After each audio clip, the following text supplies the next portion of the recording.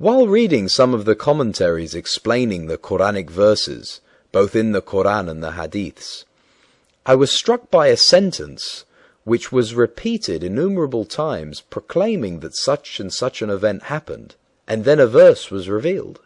Can you explain this? And then it was revealed is a mantra that permeates Bukhari, Muslim, Abu Dawood, and Tirmidhi hadiths, as well as Ibn Ishaq's biography of Muhammad. In hundreds upon hundreds of instances, an event had occurred or an action was taken or ordered by Muhammad, for which, afterwards, that is, after the event, a convenient and very appropriate revelation was descended, justifying or explaining it by an indisputable divine decree. In the cases of the Hebrew prophets, they predicted events beforehand, and then these predictions came to be true. This is the essence of prophecy. In Muhammad's case, almost none exist in such a manner, but are invariably prophesied after an event has occurred and in hindsight. The most remarkable, astounding, and disturbing realization that one faces after studying the Hadiths, Ibn Ishaq Sirat Rasulullah, and most of the Mawdudi analysis of the revealed verses and surahs, is the enormous number of repeated mantras such as, "And Allah revealed," or "Then it was revealed," or "Then Gabriel revealed," that fill them. In Bukhari Hadith alone, there are more than 450 such hadiths. Here are a few of them to enlighten the listeners. Sahih al-Bukhari Hadith 3.546, narrated by Abdullah bin Mas'ud. The Prophet said, "Whoever takes a false oath to deprive somebody of his property will meet Allah while he will be angry with him." Then Allah revealed, "Verily those who purchase a little gain at the cost of Allah's covenant and their oaths." Chapter 3.77. Al-Ash'ath declared, "This verse was revealed concerning me. I had a well in the land of a cousin of mine.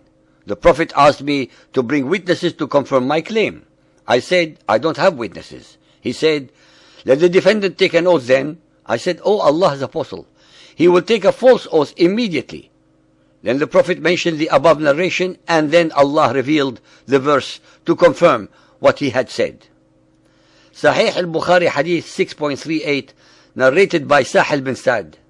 The verse, "And eat and drink until the white thread appears to you distinct from the black thread," was revealed, but of dawn was not revealed along with it. So some men, when intending to fast, used to tie their legs, one with white thread and the other with black thread, and would keep on eating till they could distinguish one thread from the other. Then Allah revealed, of dawn, whereupon they understood that meant the night and the day. Sahih al-Bukhari Hadith 6.175, narrated by Ibn Abbas. When the verse, "If there are 20 steadfast amongst you, they will overcome 200, chapter 8.65, was revealed, then it became obligatory for the Muslims that one Muslim should not flee from 10 non-Muslims. Then there was revealed, but now Allah has lightened your task, 8.66. So it became obligatory that 100 Muslims should not flee before 200 non-Muslims.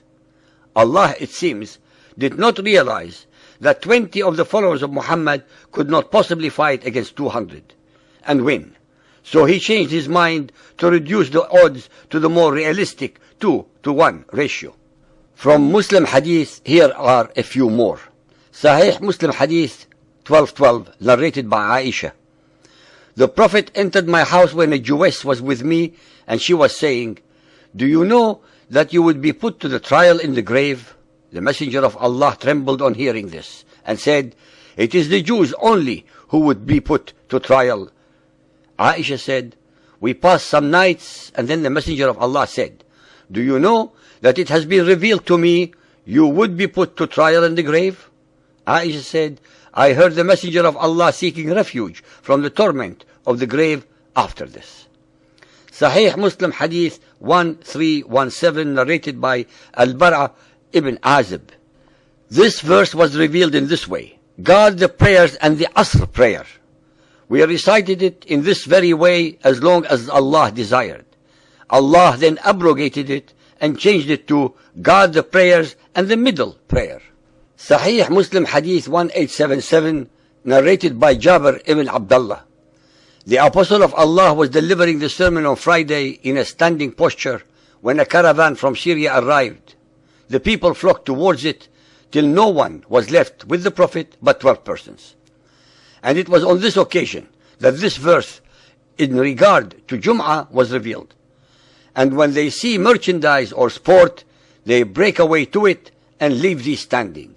Sahih Muslim Hadith 4328, narrated by Sa'ad ibn Abu Waqqas.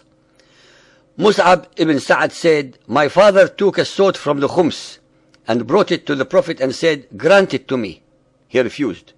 At this Allah revealed the Quranic verse, 'They ask thee concerning the spoils of war. Say, the spoils of war are for Allah and the Apostle.' Chapter 8, verse 1. Almost all of such revelations occurred after an event had transpired, or because Muhammad needed a divine justification and sanction for any and all of his requirements, carnal or otherwise. Allah, it seems from these reports, was ready and waiting at all times to be at Muhammad's beck and call to fulfill any and all of his requests instantly and without any prevarications. Of all the prophets so far recorded, Allah, the God of the pagan Arabs, was most and singularly mindful only of Muhammad's personal needs and requirements.